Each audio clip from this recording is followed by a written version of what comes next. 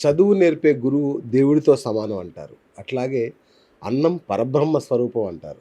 మరి అలాంటి అన్నాన్ని, మధ్యాహ్న భోజన పథకాన్ని, వాళ్ళకిచ్చే పుస్తకాల్ని గాడిద గుడ్లతో పోల్చాడు ఓ మహానుభావుడు. ఆయనెవరో ఈ పాటికి మీకు అర్థమై ఉంటుంది. గరికపాటి వారు. ఆయన ప్రవచనకారుడిగా ప్రపంచ ప్రసిద్ధుడు. అలాంటి వ్యక్తి నోటి నుంచి ఇట్లాంటి మాటలు రావడం అనేది సమాజం మొత్తం విస్మయంతో చూస్తోంది. షాక్‌లో ఉంది. ఎందుకంటే పేద పిల్లలు, పసిపిల్లలకి అన్నం పెట్టడాన్ని తప్పు పట్టడం అనేది మరి ఏ ధర్మమో, ఏ విధమో ఎవరికీ అర్థం కావట్లేదు. పోనీ ఆయన పొరపాటున అన్నానని ఒప్పుకుంటాడేమోనని ఎదురు చూశారు ఇంతవరకు. ఆయన అది కూడా ఇంతవరకు ఖండన కాకపోను. ఆయన మాటల్ని వక్రీకరించారు అంటే ఇంకో వక్రీకరణ కూడా ప్రసార మాధ్యమాల్లో వస్తుంది. మరి ఈ నేపథ్యంలో మన ఫైర్ బ్రాండ్ గురువుగారు మనతో ఉన్నారు, బ్రహ్మశ్రీ రాఘవ శర్మ గారు. సో మరి వారిని అడిగి ఆయన వ్యాఖ్యలు మంచికా చెడుకా తెలుసుకునే ప్రయత్నం చేద్దాం. గురుగారు నమస్కారం. సో గురుగారు ఏంటి అంటే ఆయన వయసు మళ్ళడం వల్ల ఏమన్నా వాచాలత్వం అట్లాంటిది వచ్చిందనుకోవాలా గరికపాటి వారికి? సహజంగా వయస్సు వస్తున్న కొద్దీ చాదస్తం పెరుగుతుంది, ముదరష్టం పెరుగుతుంది. ఓకే. ఇంట్లో ఉన్న వాళ్ళ భార్య బిడ్డలే వాళ్ళని విసుక్కుంటూ ఉంటారు, చిరాకు పడుతూ ఉంటారు. ఇది అందరికీ తెలిసే విషయమే, నేనేం కొత్తగా చెప్పక్కర్లా. రైట్. ఈ గరికపాటి అనబడేటటువంటి వ్యక్తి మీద కొన్నాళ్ల క్రితం వరకు నాకు అపారమైన గౌరవం ఉండేది, అపారమైన గౌరవం. కాకపోతే ఈ గరికపాటి చాగంటికి ఏ పాటి, పోనీ ఏమన్నా ఘనాపాటి అంటే కాదు, ఘనాపాటియే కదా, ఏమీ కాదు. చాగంటి వారి యొక్క ప్రవచనాల విధానంలో ఆయనకి ధీటుగా పోటీగా రావాలని పడిన శ్రమ అంతా ఇంత కాదు. కానీ ఎంత చేసినా ఎవరూ దేకట్లేదు, పైకి రావాలి, 10 మందికి తెలియాలి. అప్పుడు ఆయన విధానం మారిపోయింది. ఆ విధానం ఎలా అనిపించిందంటే, నా మనసుకి తెలిసింది, నేను గ్రహించింది చెప్తున్నా. నన్ను ఇప్పుడు తిట్టుకు తెచ్చినా నేనేం చేయలేను అనుకో. ఒక కోటా శ్రీనివాసరావు, ఒక బాబు మోహన్, ఒక బ్రహ్మానందం, ఒక బట్టల సత్య అంటే మల్లికార్జును, ఒక ధర్మవరం సుబ్రహ్మణ్యం, ఒక ఎంఎస్ నారాయణ, వీళ్ళ మాండలికాలని, వీళ్ళ విధానాలని, వీళ్ళ చతురోక్తుల్ని, ఎల్బి శ్రీరామ్ గారి యొక్క పట్టుని ఇవన్నీ కలిపి మిక్సీలో వేసి తీసి ఆ కంటెంట్ని గరికపాటి వారు మొదలుపెట్టారా అనిపించింది. ఆ మాటల విధానం, ఆ వాడే మాటలు, ప్రవచనాలు చెప్పేటప్పుడు ఎప్పుడైనా సరే మీ పొంద, మీ శార్థం ఏమొచ్చి వస్తుంది, అట పోతుందా, ఇట ఉందా, ఎక్కడా లేదు. కానీ గరికపాటి మాట్లాడతారు. ఇప్పుడు జనాభా అంతా ఇది ఒక కొత్త కంటెంట్ అయినా గరికపాటి అనబడే వ్యక్తి మీద ఉన్న గౌరవం ఒక సమయం తర్వాత అధపాతాళానికి వెళుతూ వస్తుంది. లేకపోతే ఆసేతు హిమాచలమంతటి ఉన్నతత్వం, వ్యక్తిత్వం, అనన్యమైన కీర్తి ప్రతిష్ట, హిమాలయ ఎవరెస్ట్ శిఖరాలని మించి యావత్ ప్రపంచానికంలోనూ ఒక గొప్ప వ్యక్తిగా చాటపడ్డ మెగాస్టార్ చిరంజీవి గారిని సభావేదిక మీద సోదరీమణులు వచ్చి అడిగారని ఫోటో ఇస్తుంటే ఆయననే ఆక్షేపించి ఉంటే నేను వెళ్ళిపోతా అనంటే అక్కడే తెలిసిపోలా జ్ఞాన శూన్యత ఎంత ఉందో. అక్కడ తెలిసిపోలేదా? ఆ రోజు తర్వాత వరుస పెట్టి అందరూ దుయ్యబట్టారుగా, మాట్లాడారుగా, అయిపోయింది. ఆ రోజే చచ్చిపోయింది, నీ మంట కలిసిపోయింది, నీ గౌరవం అంతా. ఏనుగు గురించి ఎలక మాట్లాడింది, ఏనుగు గురించి ఎలక మాట్లాడింది. ఇప్పుడు గరికపాటి మీద 1000 రెట్లు బెటర్, 1000 రెట్లు కాదు 1,00,000 రెట్లు బెటర్ చిరంజీవి. తనకి తానుగా శ్రమించి, తనకి తానుగా నేర్చుకొని, తనకి తానుగా ఉద్యుక్తుడై డాన్సు చేశాడో, డైలాగు చెప్పాడో, నటించాడో, దర్శకుల చేతిలో ఒక బంకమట్టిగా మారి ఏ దర్శకుడు తనకి ఏ బొమ్మ కావాలో ఆ బొమ్మ చేసుకొని బాహ్య ప్రపంచంలో చూపించగలిగాడు. నీ బొమ్మ నువ్వేం చేసి చచ్చావు? భారతం, భాగవతం, రామాయణం పుస్తకాలు, వీటిలో ఉన్నదేగా నువ్వు చెప్పింది. నువ్వు కొత్తగా ఏం చెప్పి చచ్చావు? వక్ర భాషలు ఇచ్చాడుగా. కొత్తగా ఏం చెప్పి చచ్చావు? వక్ర భాషలో, ఆ పిండాకుడు భాషలో, పుస్తకాల్లో ఉన్నది నువ్వు చెప్పావు. నువ్వు సొంతంగా చెప్పి చచ్చేదే ఉంది. కానీ చిరంజీవి అలా కాదు. నువ్వు చిరంజీవిని అన్నావు. ఇక్కడ ఎవరు జ్ఞానశూన్యులో తెలుసుకోవాలి. ఖచ్చితంగా చెప్తున్నా. నాకు ఇప్పుడు గరికపాటి గారి మీద అభిమానం ఏదైతే ఉందో అది ఆయనే పోగొట్టుకున్నాడు. సరే అది పోయింది పో, తర్వాత నెక్స్ట్ ఫ్రెష్ కంటెంట్ ఇద్దరు పెళ్ళాలి, దాని మీద ఒక రచ్చ, అది పోయింది పో, తర్వాత ఇంకొకటి. ఇప్పుడు ఈ విద్యార్థి యొక్క కంచంలో భోజనం నీకేం అన్యాయం చేసింది?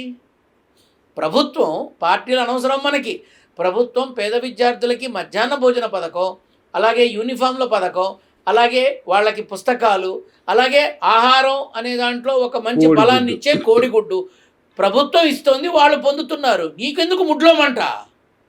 నీకెందుకయ్యా? నిన్నేమన్నా అడిగారా? నువ్వేమన్నా డబ్బులు ఇస్తున్నావా? పిల్లికి బెచ్చం పెట్టని నువ్వు ప్రభుత్వం గురించి మాట్లాడతావా? మాట్లాడచ్చా? అసలు అవసరమా? పైగా దీనికి తోడు వీడెళ్ళి శోభనం పెళ్లి కొడుకులా కూర్చుంటాడు. నీకు 2 భార్యలు ఉన్నారని చెప్పి నువ్వు 2 శోభనాలు చేసుకున్నావని చెప్పి ప్రతివాడు మాట్లాడతాడా? తప్పు కదా, తప్పు కదా, చాలా తప్పు కదా. సో ఇక్కడ పేద అంటే మరి వాళ్ళ భవిష్యత్తు ఏంటి ఇప్పుడు? అంటే నువ్వు చెప్పావని ప్రభుత్వం మానేయాలా? నువ్వు చెప్పావని ప్రభుత్వం మానేస్తే తర్వాత పరిస్థితి ఏంటి? అసలు అది ప్రభుత్వాల పనే కాదంటున్నాడు. అదే ఇక్కడ ప్రభుత్వం ఏం చేస్తోంది?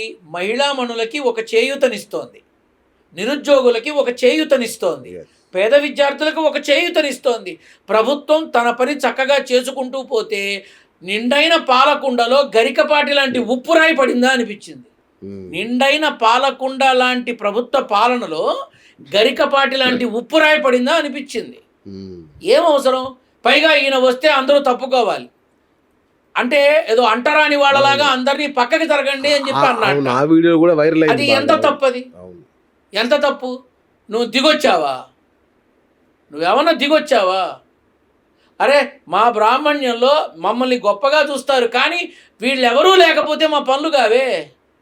ఇదివరకు ఫోన్స్ లేవు, రే ఆ పాలేరుని పంపించి వాడు ఉన్నాడో లేదో చూడు, తొందరగా పనికి రమ్మని చెప్పి మనిషిని పంపించేవాళ్ళు, గుమ్మం బయట నుంచి అడుక్కునేవాళ్ళు, అయ్యగారు పనికి రమ్మంటున్నారు అని. ఇవాళ ఫోన్లు వచ్చాయి, పనమ్మాయి రాబోతే ఫోను, మంగళవాడు రాబోతే ఫోను, వడ్రంగివాడు రాబోతే ఫోను, డ్రైవర్ రాబడితే ఫోను. ఎందుకు? మేము లేకపోతే వాళ్ళు లేరు అని ఎందుకు బతకట్లే ఎవడైనా? ఈ కులమత ఘర్షణలు అనేవి ఇలాంటి ఛాందసవాదుల వల్లే వస్తాయి. మాట్లాడొచ్చా పేద విద్యార్థుల గురించి నువ్వు? ఎంత తప్పది? అంటే దీని మీద ఏమన్నా వేరే ఏమన్నా కుట్ర లాంటిది ఏమన్నా కోణం? నా పిండాకుడు ఏం కుట్ర ఉంటుంది ఇందులో? దేనికి? ఈ రాజకీయ పరమైనటువంటి విధానాలు దీనికి ఆపాదించడం కరెక్ట్ కాదని నా భావన. రైట్. ఇప్పుడు సపోజ్ అనుకుందాం, వాళ్ళు చెప్పారనుకో, ఈయన ఏమనాలి? తప్పు, నేను అట్లా మాట్లాడకూడదు, నేను 4 మంచి మాటలు చెప్పుకుంటూ పద్మశ్రీ స్థాయి దాకా వెళ్ళాను, అలాంటి నేను ఇలాంటి మాటలు మాట్లాడకూడదు అని చెప్పాలి. అసలు నువ్వే అలా మాట్లాడితే ఏమిటి దాని అర్థం? పేద పిల్లలకు పుస్తకాలు ఇస్తే కూడా ఈయనకు వచ్చిన నొప్పి ఏంటి నాకు అర్థం కాల. అంటే ఒకటి తనని మర్చిపోతున్నారు అనే భావన కలిగిందేమో, ఇక తన విధానం పడిపోతోందనే భయం కలిగిందేమో, అందుకే అలా మాట్లాడారేమో. ఒక్కటి మాత్రం నిజం, గరికపాటి వారు వారి గౌరవాన్ని వారే కించపరుచుకున్నారు. ఆనాడు చిరంజీవి గారిని అన్నారు, తర్వాత భార్యలకి ఆస్తి పంపకాల్లో అన్నారు, తర్వాత అంటరాని వాళ్ళు అన్నట్టుగా వచ్చిన వాళ్ళని చూశారు. ఇప్పుడు పేద విద్యార్థుల మీద పడి బ్రతుకుతున్నారు. రేపు ఇంకేం ఆడవాళ్ళ వస్త్రధారణ మీద కూడా మాట్లాడతాడు ఆయన. ఆడవాళ్ళ వస్త్రధారణ మీద కూడా మాట్లాడతాడు ఆయన. మాట్లాడతాడు. ఏం అవసరం? ఎవరన్నా ఒక ఆమె వెళ్ళివరే నీ విప్పుకు తిరుగుతారా, ఇష్టమైతే చూడు, లేకపోతే కళ్ళు మూసుకు దొబ్బే అంటుంది, నీ పరువేమవుతుంది? ఇక్కడ మనం చెయ్యాల్సింది ఏమిటంటే నలుగురితో నారాయణ అన్నట్టుగా నలుగురితోనూ చక్కగా సన్నిహితంగా స్నేహభావంతో ముందుకెళ్ళాలి తప్ప నేనే పెద్ద పోటుగాడిని అన్నట్టుగా మాట్లాడితే అది ఏదో ఒక రోజు ఆ పోటు మామూలుగా పొడవదు, అదే వెన్నుపోటు లేవకుండా పొడుస్తుంది. 100%. ఇది తెలుసుకోవాలి. కాబట్టి పేద విద్యార్థులకి పెట్టే అన్నం మీద, పేద విద్యార్థులకి ఇచ్చే యూనిఫామ్ల మీద, చివరికి పేద విద్యార్థుల ఆరోగ్యం కోసం ఇచ్చే ఆ కోడిగుడ్డు మీద మాట్లాడాల్సిన అవసరం లేదు, అర్హత లేదు, ఆలోచన ఉండకూడదు. అటువంటిది ఈయన మాట్లాడాడు అంటే కాదు గురుగారు. నాకు డౌట్ ఏంటంటే పేద పిల్లలు అంటే గవర్నమెంట్ ఇచ్చేవాళ్ళంటే మామూలుగా దళితులు లేదంటే బీసీలు చిన్న చిన్న వర్గాల వాళ్ళే ఉంటారు కదా. అంటే బ్రాహ్మణులు మాత్రమే చదువుకోవాలి, మిగతా వాళ్ళందరూ ఈయన చెప్పేది వినాలని ఏమన్నా ఆ మైండ్ సెట్ ఇంకా ఈయనకి ఇవ్వలేదని ఏమన్నా బాధగా ఉందేమో ఆయనకి. రోజు గుడ్డోడు పంపించలేదని బాధపడుతున్నాడేమో. ఎందుకు వచ్చిన గోల? అసలు ఇక్కడ ఏమిటన్న బ్రాహ్మలేంటి గడిది గుడ్డేంటి అన్న. ఇవాళ సరస్వతి కటాక్షం కలిగిన వాడు స్టేట్ ఫస్ట్ వస్తున్నాడు, అంతే. సరస్వతి కటాక్షం కలిగిన వాడు. అంటే అది నచ్చట్లేదా గరికపాటికి? ఏముంది ఇప్పుడు ఆ మనిషి చెప్తున్నానుగా, గరికపాటి కాస్త మరి గరిక అనబడే విధంగా విలువలు పడిపోయినాయి. ఉమ్. గరికపాటి వారి యొక్క విలువ గరిక కన్నా హీనమైపోయింది. ఆ గరిక గజేంద్రుడికి ఆహారం అవుతోంది. ఈ గరిక తినడానికి కూడా వీలు లేకుండా పోతోంది. దౌర్భాగ్యం నాన్న. ఎందుకు మాట్లాడాలి ఇలాంటి మాటలు? ఇక ఇప్పుడు అష్టావధానాలు శతావధానాలు నాకైతే గరికపాటి వారిని చూస్తే మాత్రం ఒక్కటి గుర్తొస్తోంది. 7 సముద్రాలు ఈదిన గజ ఈతగాడు ఇంటి పక్కన బురదగుండలో పడి తెచ్చాట. కరెక్ట్ చెప్పారు. అవును, అలా ఉంది.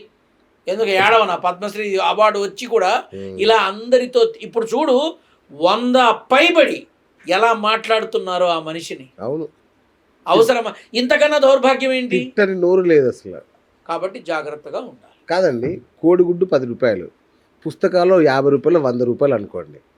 వీళ్ళు ఒక ప్రవచనానికే వేలకు వేలు తీసుకుంటారే, దానికి దీనికి ఏం సాపత్యం అండి అసలు? అంటే ఇక్కడ చెప్పాను కదా నాన్న, ఏదో ఒక రకంగా కాంట్రవర్సీ చేసుకుని నలుగురిలో వారం తిడతారు, మళ్ళీ మనకి ఫేమ్ వస్తుంది అనుకుంటారుగా కొంతమంది. ఇప్పుడు నిన్ను నన్ను తిట్టారు, ఏమైంది? ఎవరిది ఆగిపోయింది? ఎవరిదన్నా ఆగిందా? కాబట్టి ఆ కాసేపు ఇప్పుడు దురద పుట్టింది నాన్న, గోక్కుంటారుగా. నీకు అర్థమైందా? దురద పుట్టింది, గోక్కున్నారు, వాళ్ళకి పుండు అయింది, మందు రాసుకున్నారు. ఇప్పుడు ఆ పుండు తగ్గేదాకా అనుభవించాల్సిందే ఆ బాధ. అంతే. ఈయన కూడా అంతే.